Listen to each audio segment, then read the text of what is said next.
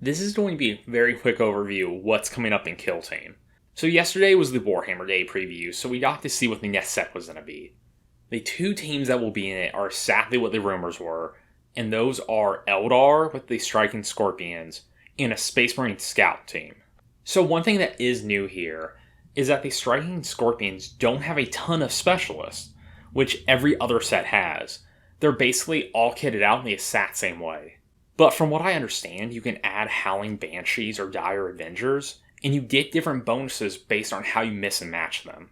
So that's not as creative as a lot of teams, and a lot of people will want all of those different options like the Medic, Sniper, stuff like that. But the Striking Scorpion team is a team that Eldar players have wanted for a long time, and the new minis do look really nice. For the Space Marine Scouts, you have a pretty big variety of weapons. We've seen bolt guns, obviously, but we also have shotguns, snipers, heavy bolters, and missile launchers. And I think there's one with a grappling hook and a combat knife, which that sounds like a really fun model. Anything with a grappling hook, I'm basically into it. A major difference here between this and the previous sets is that there will be less extra just stuff when you buy it. Most Kill Team sets come with basically everything you need to play except a core rulebook. But this will only be the teams, their rulebook, some reference cards, some tokens, and a couple mismatched pieces of terrain. So this is not enough battlefield pieces to fill out a board. And it doesn't actually have the board, and it doesn't have the unique dice.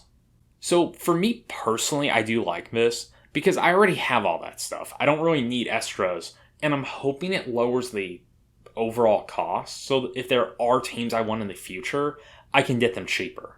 If you were wanting more battlefield options, they will be releasing the full train set with the board and everything on its own without the teams. It has a very industrial look.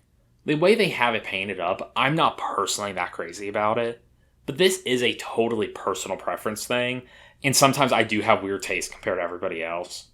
So I think going forward, what we can expect to see is this type of set where you get two teams, their reference materials, and 5-ish pieces of terrain that match up with this big set you can buy. So I think the idea is you buy this big set of terrain, and then every time you buy new teams, you get stuff that you can add to it, which I kind of miss feelings on. I don't like that you have to buy multiple things to make it work, but I see where they're going with it. So that's all we got so far. I'll make sure to do a community post when these go up for pre-order, or when we have more information like prices. Thank you for watching.